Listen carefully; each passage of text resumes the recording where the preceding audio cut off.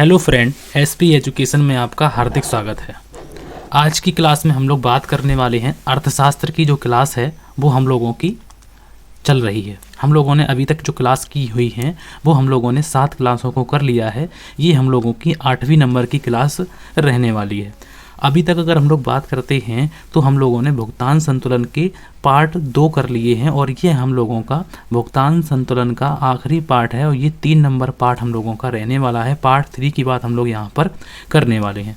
जो भी चीज़ें हम लोगों की रह गई हैं भुगतान संतुलन में वो आज हम लोग कंप्लीट करके यहाँ पर भुगतान संतुलन के जितने भी क्वेश्चन हो सकता है पूछे जाएं या जो क्वेश्चन पूछे गए हैं उनको भी मैं आप लोगों को बता दूंगा कि किस प्रकार से क्वेश्चन पूछे गए हैं क्लास 12 मतलब इंटरमीडिएट में आप लोगों के बोर्ड के एग्ज़ाम में। अर्थशास्त्र की हम लोग बात करने वाले हैं और हम लोगों की बात है जो वो पूंजी खाते के घटक या संगठक की बात करते हैं और उनकी समस्याएं और उनके कारण की बात करते हैं। समस्याएं या फिर कारण की हम लोग आज बात करने वाले हैं कि हम लोगों का जो भुगतान संतुलन है वो असंतुलित क्यों रहता है, इसका कारण क्या है। तो इसके बारे में मैं आप लोगों को आज बताऊंगा। अगर हम लोग पिछली क्लास की बात करते हैं तो पिछली क्लासों में हमने आप लोगों को क्या बताया था उसके बारे में थोड़ा सा क्विक रिवीजन कर लेते हैं कि हम लोगों ने आप लोगों को क्या क्या बातें बताई थी। तो सबसे पहले मैंने आप लोगों को भुगतान शेष के बारे में बताया था, भुगतान शेष या भुगतान संतुलन के बारे में बताया था, जिसमें सबसे पहले मैंने आप लोगों को बताया था व्यापार शेष के बारे में। व्यापार शेष में मतलब कि उन मदों को शामिल करते हैं जो केवल दृश्य मदों को शामिल करते हैं। किसी देश में दृश्य मदों का निर्यात और माइनस कर देते हैं दृश्य मदों का आयात, तो हम लोगों का जो शेष आता है उसे हम लोग व्यापार शेष कहते हैं। ये बात मैंने बताई हुई थी। और भुगतान शेष जो है, भुगतान शेष व्यापार शेष की तुलना में अधिक विस्तृत शब्द है। व्यापार शेष में केवल दृश्य मदें को सम्मिलित किया जाता है, जबकि अगर हम लोग भुगतान शेष की बात करते हैं तो भुगतान शेष में 3 प्रकार के आर्थिक सौदे किए जाते हैं। अब वो सौदे कौन कौन से होते हैं, तो पहला जो होता है उन्हें कहते हैं दृश्य मदें। इसमें दृश्य मदें भी शामिल होती हैं, अदृश्य मदें भी शामिल होती हैं और पूंजी अंतरण भी शामिल होते हैं। इनके बारे में मैंने बताया था आप लोगों को। अगर आप लोगों ने क्लासें नहीं देखी हैं कि दृश्य मदें क्या होती हैं, अदृश्य मदें क्या होती हैं और पूंजी अंतरण क्या होते हैं, ये सारी बातें विद कॉन्सेप्ट मैंने आप लोगों को समझाई हुई थी और बताई हुई थी। ठीक है। उसके बाद अगर हम लोग बात करते हैं तो मैंने आप लोगों को भुगतान शेष के बारे में बताया था कि भुगतान शेष का अर्थ क्या होता है। भुगतान शेष का अर्थ बताने के लिए मैंने आप लोगों को अच्छी तरीके से समझाया भी था। ठीक है। और एग्जाम्पल भी दिए थे। ये एग्जाम्पल जो है आप लोग लिख भी सकते हैं अगर एग्ज़ाम की बात करते हैं हम लोग तो, क्योंकि एग्जाम्पल समझने से बहुत अच्छे हम लोगों को एक बार क्लियर हो गए तो हम लोगों को कोई पढ़ने की मतलब कि दोबारा से पढ़ने की ज़रूरत भी नहीं पड़ती। बस रिवीजन थोड़ा सा कर लेंगे, इससे हम लोगों को जो शब्द हैं हम लोगों के वो अच्छे बन जाते हैं। उसके बाद हम लोग बात करते हैं कि भुगतान शेष की विशेषताएं। हो सकता है आप लोगों से विशेषताओं से क्वेश्चन पूछे जाएं, इस बार पूछे जाएं, पिछली बार तो नहीं पूछे गए। तो अगर हम लोग विशेषताओं की बात करते हैं तो भुगतान शेष जो है वो एक क्रमबद्ध लेखा रिकॉर्ड है। उसके बाद भुगतान शेष निश्चित समय अवधि होती है। भुगतान शेष में एक निश्चित समय अवधि होती है, प्रायः 1 वर्ष का होता है। भुगतान शेष जो है उसमें व्यापकता होती है, क्योंकि इसमें सभी दृश्य मदें, अदृश्य मदें और पूंजी अंतरण को अगर हम लोग बात करते हैं तो काफ़ी व्यापक बात करते हैं। उसके बाद दोहरी अंकन प्रणाली है, ये दोहरी अंकन प्रणाली पर आधारित होता है, स्वसंतुलित होता है और अंतर समायोजन होता है। ये सारी बातें मैंने बताई हुई थी। और उसके बाद मैंने आप लोगों को अगली क्लास में बताया था कि भुगतान शेष की संरचना। भुगतान शेष की संरचना में 2 प्रकार के खाते खोले जाते हैं, चालू खाता और चालू खाते की मदें।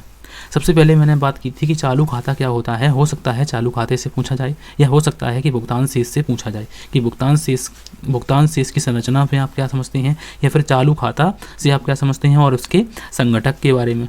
तो याद रखिए कि जब अगर हम लोग चालू खाते से अगर हम लोगों का क्वेश्चन पूछा जाता है तो आप चालू खाते के बारे में भी लिखेंगे और प्लस में चालू खाते की मदों के बारे में भी आप लोग लिखेंगे, जो मैंने आप लोगों को बताई हुई हैं कि चालू खाते में हम लोग 2-3 प्रकार की मदों को शामिल करते हैं।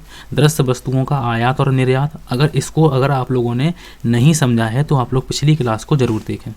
अदृश्य मदें और उसके बाद एक पक्षीय आंतरण, इनको भी मैंने आप लोगों को अच्छी तरीके से बताया था, विद एग्जाम्पल आप लोगों को समझाया था। फिर उसके बाद हम लोग पूंजी खाते की बात करते हैं कि पूंजी खाते में हम लोग क्या करते हैं। पूंजी खाते की जो मदें होती हैं, सरकारी सौदे, गैर सरकारी और विदेशी प्रत्यक्ष विनियोग की बात करते हैं और पोर्टफोलियो विनियोग की बात करते हैं। इनके बारे में आज हम लोग डिटेल में बात करने वाले हैं, क्योंकि यहाँ से क्वेश्चन जो है वो 3 नंबर का पूछा गया है। पूंजी खाते और पूंजी खाते की मदें। यहाँ से क्वेश्चन 3 नंबर का पूछा गया है, तो वही आप लोगों को मुझे अच्छी तरीके से करवाना है। ज़रूरी नहीं है कि ये क्वेश्चन आप लोगों का रिपीटेड क्वेश्चन हो जाए, लेकिन ये ज़रूरी है कि जो क्वेश्चन आए हुए हैं उनको तो करना ही है, प्लस हमें एक्स्ट्रा में चीज़ों को करना है। फिर उसके बाद हम लोगों ने बात की थी कि चालू खाते की विशेषताएं क्या होती हैं। सबसे पहले मैंने बताया था कि इनकी विशेषताएं किस प्रकार के, हम लोग 3-4 विशेषताएं के बारे में मैंने बताया था आप लोगों को।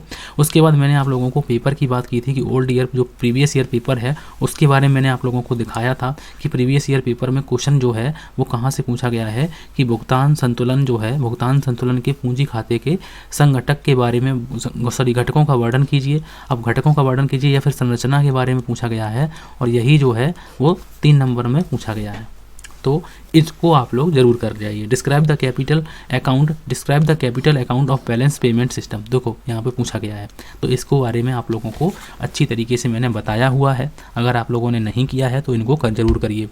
आज हम लोग बात करने वाले हैं कि भुगतान शेष के जो पूंजी खाते के जो घटक हैं उनके बारे में बात करेंगे, और उनकी समस्याएं या कारणों के बारे में बात करेंगे कि भुगतान शेष की जो समस्याएं हैं या कारण हैं कि असंतुलित क्यों रहता है, इसके कारणों के बारे में बताएंगे। क्योंकि हो सकता है आप लोगों से क्वेश्चन ये भी पूछा जाए कि भुगतान संतुलन असंतुलित रहने के कारण क्या क्या हैं, कौन कौन से कारण होते हैं, उनके बारे में बात करते हैं। तो अगर हम लोग बात करते हैं कि आप लोगों को कहाँ से क्वेश्चन पूछा जाए, तो देखो व्यापार शेष से पूछा जाए तो आप लोग व्यापार शेष से लिख सकते हैं। भुगतान शेष का अर्थ अगर पूछा जाता है तो आप लोग अच्छी तरीके से लिख सकते हैं। भुगतान शेष की संरचना के बारे में अगर पूछा जाता है तो भी आप लोग अच्छी तरीके से लिख सकते हैं। भुगतान शेष की विशेषता से अगर क्वेश्चन पूछा जाता है तो भी आप लोग अच्छी तरीके से लिख सकते हैं। भुगतान शेष के चालू खाता और पूंजी खाते के जो हैं, पूंजी खाते के सहायक जो संगठक के बारे में बात करते हैं तो वो भी आप लोग अच्छी तरीके से लिख पाएंगे, क्योंकि हम लोगों ने जैसी तैयारी की हुई है उसके बारे में मैंने एक एक पॉइंट जो है यहाँ पर हम लोग जब कर लेंगे ना, तो ये हम लोगों के सारे पॉइंट कंप्लीट हो जाएंगे और यहाँ पर हम लोगों का जो चैप्टर है वो फिनिश हो जाता है। तो चलिए हम लोग अपना जो थोड़ा सा टॉपिक है उसको भी कंप्लीट कर लेते हैं आज की क्लास में।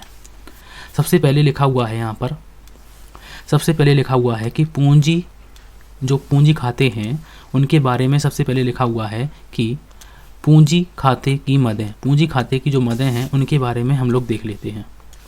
सबसे पहले लिखा हुआ है कि पूंजी खाते के सौदों को मुख्य मदें जो निम्नलिखित हैं, पूंजी खाते के लिए जो सौदे होते हैं उनके लिए मुख्य मदें जो हैं वो निम्नलिखित हैं। अब सबसे पहले यहाँ पर लिखा हुआ है, सबसे पहले की बात करते हैं और पहले नंबर पर लिखे हुई हैं कि सरकारी सौदे। अब सरकारी सौदे तो ऐसे सौदे जो किसी देश के दूसरे देश के मध्य होते हैं तो उन्हें हम लोग सरकारी सौदे कहते हैं। अब जैसे मान लो कि मैंने यहाँ पर लिखा हुआ है कि इनका जो संबंध है, इनका संबंध उन लेन देनों से है जो सरकार और उनकी विभिन्न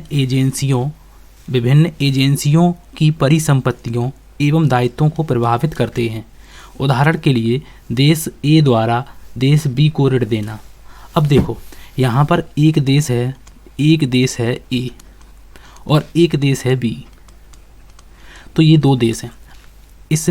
ए देश ने बी देश को ऋण दिया है। अब ये ऋण के बदले में वापसी भी लेगा, ऋण का वापसी भी लेगा प्लस ब्याज भी लेगा।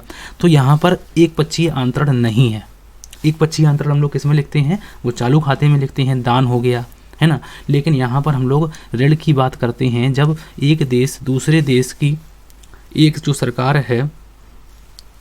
सरकार और विभिन्न एजेंसियों की परिसंपत्तियों और दायित्वों को प्रभावित करते हैं, उन्हें हम लोग सरकारी सौदे कहते हैं। जैसे ए देश ने बी देश को ऋण दिया है तो ये किस प्रकार का सौदा कहलाएगा, ये सौदा जो कहलाएगा वो सरकारी सौदा कहलाएगा।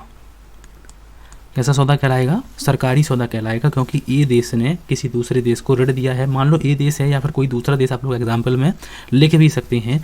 तो उन लेन देनों से, इसका संबंध उन लेन देनों से है जो सरकार और इसकी विभिन्न एजेंसियां की परिसंपत्तियों और दायित्वों को प्रभावित करते हैं, उन्हें हम लोग सरकारी सौदे कहते हैं। दूसरा हो गया हम लोगों का गैर सरकारी सौदे। तो ऐसे सौदे जो सरकार से संबंधित ना होकर किसी व्यक्ति या किसी अन्य गैर सरकारी संस्था से हों, उन्हें हम लोग क्या कहते हैं, उन लेन देनों को गैर सरकारी सौदे कहते हैं। जब सरकारी समझ में आ गया तो गैर सरकारी भी समझ में आएगा। और गैर सरकारी को हम लोग क्या कह देते हैं, गैर सरकारी को निजी कह देते हैं, और निजी सौदे यानी प्राइवेट ट्रांजैक्शन कहते हैं। प्राइवेट ट्रांजैक्शन की बात अगर हम लोग करते हैं तो पूंजी खाते के निजी लेन देनों में व्यक्तियों, व्यवसायियों और अन्य गैर सरकारी एजेंसियों की निजी संपत्तियों और दायित्वों को प्रभावित करते हैं। उदाहरण के लिए किसी देश को अपनी मतलब कि कोई देश है, मान लो कि कोई देश है, कोई देश ने किसी दूसरे देश में विनियोग किया। विनियोग का मतलब यहाँ पर पैसा लगाया। सिंपल बातों में समझ जाइए कि कोई देश ने किसी दूसरे देश में अगर विनियोग किया है, अब वो बात अगर मान लो सरकार अगर कोई काम करती है, ये काम जो है वो सरकार अगर करती है तो वो सरकारी सौदे में चला जाएगा। लेकिन अगर कोई एजेंसी या फिर कोई संस्था, कोई मतलब कि व्यवसायी इस प्रकार का कोई काम करता है तो वो हम लोगों का गैर सरकारी सौदे कहलाएंगे। ये देश ने मान लो कि कोई अपने देश का है और उसने दूसरे देश में जाके उसमें कंपनी खरीदी है, उसमें कंपनी के शेयर खरीदे हैं, तो विनियोग हो गया, पैसा लगाया। तो इस प्रकार से जो है वो गैर सरकारी या निजी सौदे कहलाते हैं। ठीक है, दो बातें आप लोगों को पूंजी खाते की दो बातें कौन कौन सी समझ में आई, सरकारी सौदे और गैर सरकारी या निजी सौदे। ठीक है, मतलब कि दूसरे देशों में जाकर सरकार अगर कोई देश को ऋण देती है, ठीक है, सरकार अगर कोई देश को ऋण देती है तो ये हम लोगों का सरकारी सौदे में आ जाएगा। लेकिन अगर कोई जो व्यक्ति है या कोई एजेंसी है वो गैर सरकारी है, तो अगर कोई एजेंसी किसी दूसरे देश में विनियोग करती है तो वो हम लोगों का गैर सरकारी या निजी सौदे में आ जाएगा। ठीक है, उसके बाद हम लोगों का तीसरा जो नंबर लिखा हुआ है ये भी आप लोगों का मोस्ट है और ये भी आप लोगों का मोस्ट है। तो यहाँ पर अगर हम लोग बात करते हैं कि विदेशी प्रत्यक्ष विनियोग, विदेशी प्रत्यक्ष विनियोग का मतलब होता है foreign direct investment. Foreign direct investment जिसे हम लोग शॉर्ट में कहते हैं FDI। हमारे देश में किसी विदेशी विनियोगदान इकाई को खरीदना या उसमें पूंजी का विनियोग करना प्रत्यक्ष विदेशी विनियोग कहलाता है। मतलब यहाँ पर लिखा हुआ है कि किसी विदेशी ने हमारे देश में रुपए लगाए हैं, या फिर अगर हम लोग बात करते हैं विनियोग किए हैं, तो उसे प्रत्यक्ष विदेशी विनियोग कहेंगे या कहेंगे। ठीक है, कहेंगे मतलब यहाँ पर मान लो कि किसी देश ने, अमेरिका ने या फिर कोई देश ने, अमेरिका ने भारत की कोई कंपनी में रुपए लगाए, अमेरिका की कोई कंपनी ने भारत में रुपए लगाए हैं, तो अमेरिका किस में बात करेगा, डॉलर में। तो डॉलर में लगाएगा तो ये क्या है कि प्रत्यक्ष विदेशी विनियोग है। यहाँ पर क्या है कि डायरेक्ट मतलब कि विदेशी रुपए आएंगे, विदेशी डॉलर आएंगे, विदेशी मुद्रा आएगी, तो ये क्या है, फॉरेन डायरेक्ट इन्वेस्टमेंट की बात हम लोग यहाँ पर करते हैं। ठीक है, उसके बाद लास्ट नंबर जो लिखा हुआ है कि पोर्टफोलियो विनियोग। अब पोर्टफोलियो विनियोग की बात हम लोग कर लेते हैं कि इसके अंतर्गत दो देशों के बीच वित्तीय परिसंपत्तियों के समव्यवहारों के हस्तांतरण को शामिल किया जाता है। वित्तीय परिसंपत्तियों के समव्यवहार मतलब कि ट्रांजैक्शन को इसमें शामिल करते हैं, उसके हस्तांतरण को शामिल करते हैं। ये देश ने दूसरे देश को, दूसरे देश ने इसको, मान लो यहाँ पे ऐसे आदान प्रदान। ठीक है, यहाँ से इन्होंने यहाँ पे किया, इन्होंने यहाँ पे किया, इन्होंने इनकी कंपनी में कुछ शेयर दिया, इन्होंने इनकी कंपनी में कुछ शेयर किया, तो इसे कहते हैं पोर्टफोलियो विनियोग। ठीक है, मतलब यहाँ पर क्या लिखा हुआ है कि इसके अंतर्गत दो देशों के बीच वित्तीय परिसंपत्तियों के समव्यवहारों के हस्तांतरण को शामिल किया जाता है यदि कोई विदेशी संस्था विनियोग करती है भारतीय स्टॉक एजेंसियों में। मतलब कि कोई विदेशी कंपनी है, विदेशी संस्था है और वो विनियोग मतलब इन्वेस्टमेंट करती है, वो कहाँ पर, भारतीय स्टॉक जो एजेंसियां हैं उनमें अगर विनियोग करती है, जैसे रिलायंस कंपनी लिमिटेड के अंशपत्र खरीदना है, तो इसे हम लोग पोर्टफोलियो विनियोग कहते हैं। तो इतनी बात आप लोगों को समझ में आ गई होगी कि इसमें हम लोग 4 चीज़ों को शामिल करते हैं। वो 4 चीज़ें अगर हम लोग बात करते हैं तो पहली क्या है, तो पहली है हम लोगों की सरकारी सौदे, दूसरी है हम लोगों की गैर सरकारी सौदे,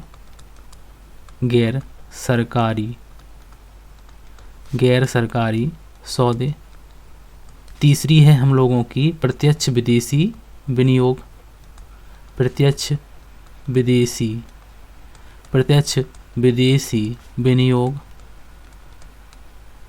और चौथा है हम लोगों का पोर्टफोलियो विनियोग। क्या है?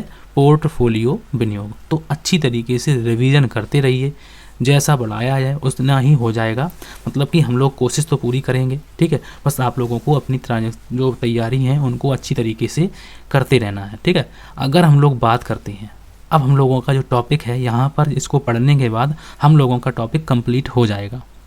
अगर हम लोग बात करने वाले हैं यहाँ पर भुगतान शेष में असंतुलन के कारण, मतलब कि इसमें असंतुलन जो है वो क्यों होता है, इनके कारण क्या है, कॉजेस क्या है इनके। तो भुगतान जो अगर हम लोग बात करते हैं यहाँ पर कि भुगतान शेष में असंतुलन के कारणों को हम लोग कितने वर्गों में बांटते हैं, 4 वर्गों में बांटा जा सकता है। पहला जो वर्ग है उन्हें कहते हैं प्राकृतिक कारण, दूसरा जो वर्ग है उसे कहते हैं आर्थिक कारण, और तीसरा जो वर्ग है उसे कहते हैं राजनीतिक कारण, और चौथा जो वर्ग है उसे कहते हैं सामाजिक कारण। Natural causes, economic causes, political causes और सोशल। तो यहाँ पर हम लोग बात करने वाले हैं एक एक की। प्राकृतिक कारण की सबसे पहला पॉइंट लिखा हुआ है प्राकृतिक कारण, तो इसको जान लेते हैं। प्राकृतिक कारण में हम लोग बात करते हैं तो प्राकृतिक कारण जैसे कि किसी देश में भूकंप, अकाल, सूखा इत्यादि भुगतान असंतुलन मतलब कि प्राकृतिक कारण जैसे कि भूकंप, अकाल, सूखा इत्यादि भुगतान संतुलन में असंतुलन उत्पन्न कर देते हैं। प्रकृति प्रकोप प्रभाव से परिवर्तित अर्थव्यवस्था निर्यातों के स्थान पर आयातों पर अधिक निर्भर हो जाती है, जिससे भुगतान संतुलन प्रभावित होता है। मतलब यहाँ पर समझ लेते हैं, जैसे कि मान लो कोई देश है, कोई देश में मान लो कि भूकंप आया। अब भूकंप आया तो उसकी जो है व्यवस्था थोड़ी सी दिक्कत में आ जाएगी, भूकंप आएगा, ठीक है। तो उसकी जब व्यवस्था दिक्कत में आ जाएगी तो वो उत्पादन नहीं कर पाएगा, जो अपनी ज़रूरतों का जो वस्तुएं हैं हो सकता है उनका उत्पादन वो देश ना कर पाए। फिर उसे क्या करना पड़ेगा कि किसी दूसरे देश से मांगना पड़ेगा या उसे आयात करना पड़ेगा। क्या करना पड़ेगा? आयात करना पड़ेगा। जब आयात करेगा, आयात ज़्यादा करेगा और निर्यात हम लोगों का कम करेगा, तो यहाँ पर क्या होगा, तो यहाँ पर जो होगा तो इसी को कहते हैं असंतुलन। मतलब कि आयात और निर्यात जब बराबर होंगे तो संतुलन होगा, लेकिन यहाँ पर क्या हो जाएगा, तो यहाँ पर हो जाएगा असंतुलन। तो पहला कारण जो है वो बिल्कुल क्लियर हो गया कि भूकंप आने से हो सकता है, अकाल पड़ने से हो सकता है, सूखा पड़ने से, मान लो कहीं जगह पर किसी देश में बारिश ही ना हो तो वहाँ पर जो फसलों का उत्पादन है वो नहीं हो पाएगा, और जब उत्पादन नहीं हो पाएगा तो हमें दूसरे देश से अनाज की व्यवस्था करनी होगी। अनाज की व्यवस्था करनी होगी तो आयात करना होगा, क्योंकि आयात ही के द्वारा तो आएगा वस्तु। तो आयात ज़्यादा हो जाएगा, निर्यात कम हो जाएगा। तो यहाँ पर पहला जो कारण होगा तो वो असंतुलन में सबसे पहला कारण होगा प्राकृतिक कारण। दूसरा अगर हम लोग बात करते हैं तो इकोनॉमिक कॉजेस, जिसे आर्थिक कारण कहते हैं। आर्थिक कारण की हम लोग एक एक करके बात करने वाले हैं। इसके कई कारण होते हैं। आर्थिक कारण का मतलब यहाँ पर, आर्थिक का मतलब मैंने बताया हुआ है कि हम लोग क्या पढ़ रहे हैं, धनशास्त्र। धनशास्त्र मतलब कि अर्थ का मतलब होता है धन और शास्त्र का मतलब होता है ज्ञान। तो हम लोग जो है धन का ज्ञान प्राप्त कर रहे हैं, इसी को कहते हैं अर्थशास्त्र। तो आर्थिक क्रिया जो बनी हुई है वो अर्थशास्त्र से बनी हुई है। तो यहाँ पर पैसे की बात हम लोग करने वाले हैं, रुपए की बात हम लोग करने वाले हैं, तो हम लोगों का ये भी एक कारण होगा।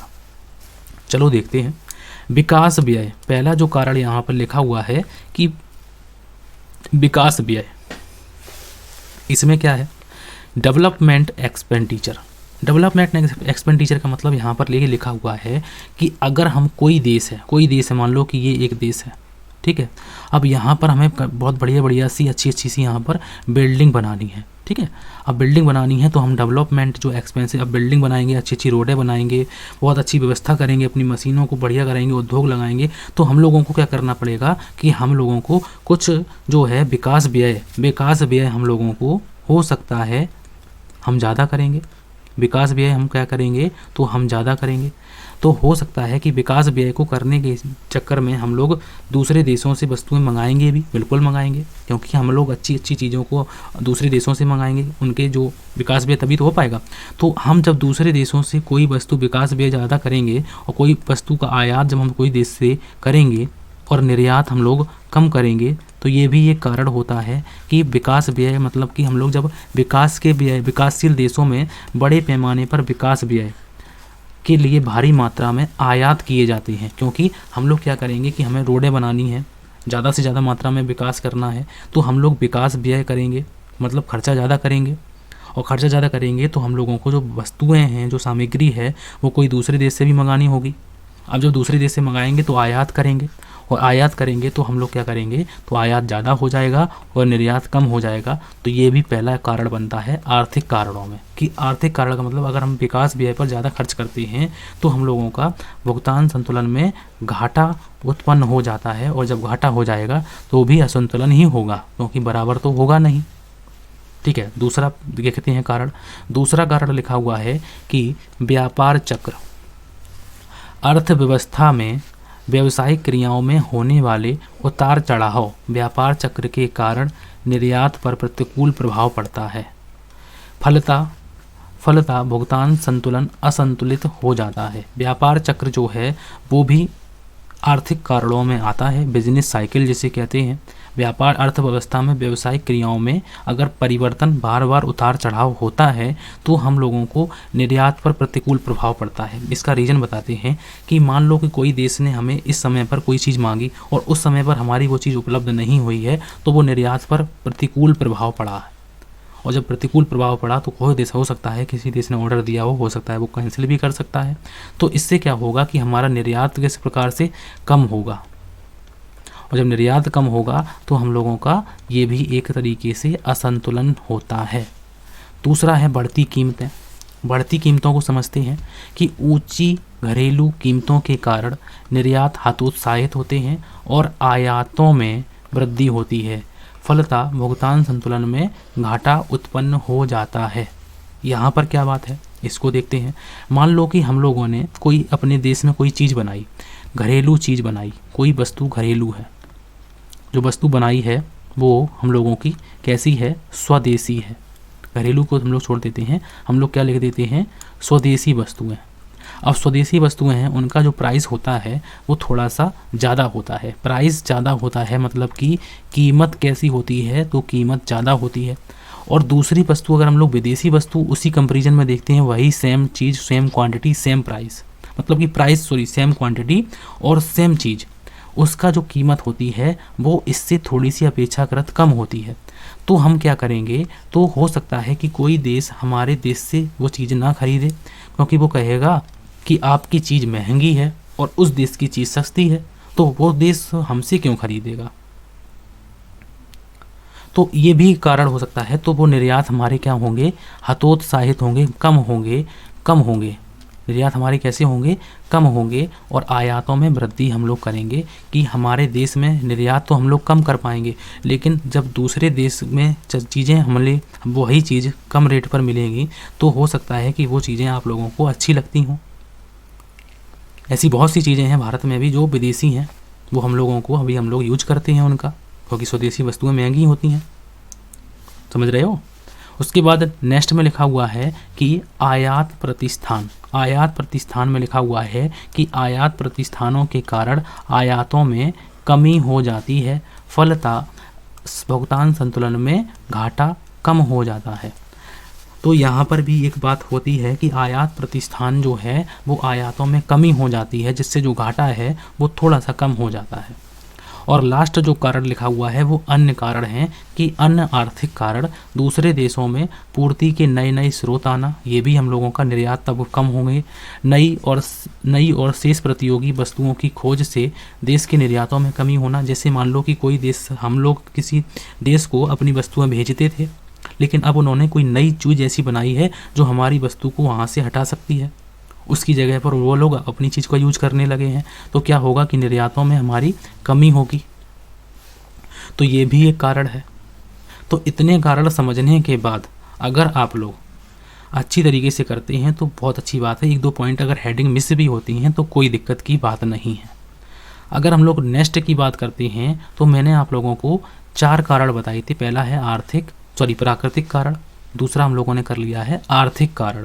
अब तीसरा हम लोग पॉइंट पढ़ते हैं और तीसरा जो पॉइंट लिखा हुआ है वो है राजनीतिक कारण। राजनीतिक कारण भी हम लोगों का भुगतान संतुलन जो है वो बिगाड़ता है। कैसे? भुगतान संतुलन को असंतुलित करने वाले प्रमुख राजनीतिक कारण निम्नलिखित हैं। अब वो कौन कौन से हैं इनको पढ़ते हैं।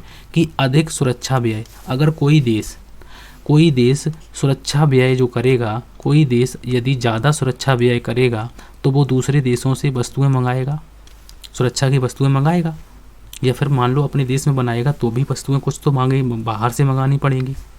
तो जब कोई देश दूसरे देश पर ज़्यादा आयात करेगा सुरक्षा के जो सामान है, सामग्री पर, तो क्या होगा कि ये भी हम लोगों का आयात ज़्यादा हो जाएगा। यहाँ पर आयात ज़्यादा हो जाएगा तो ये भी हम लोगों का एक राजनीतिक कारण में आता है कि यदि हम अधिक सुरक्षा व्यय करते हैं तब भी हम लोगों का अधिक असंतुलन प्रकट होगा। तीसरा लिखा हुआ है, मतलब नेक्स्ट पॉइंट लिखा हुआ है कि अंतर्राष्ट्रीय संबंध। अगर हम कोई देश से अच्छे संबंध विकसित नहीं करते हैं, मधुर संबंध विकसित नहीं होते हैं, तो वो भी एक कारण बनता है हम लोगों का भुगतान संतुलन को असंतुलित करने का। अगर हम किसी देश के प्रति द्वेष भावना रखेंगे तो वो देश हो सकता है कि हमारी वस्तुओं का जो है यूज करता हो, वो हो सकता है हमारी वस्तुओं का यूज बहिष्कार कर दे, हमारी वस्तुओं को ना ले। और जब नहीं लेगा तो हमारे निर्यात कैसे होंगे? तो हमारे निर्यात जो हैं वो कम हो जाएंगे, और कम हो जाएंगे तो ये भी असंतुलन का एक कारण बनता है। नेक्स्ट लिखा हुआ है कि दूतावासों का विस्तार।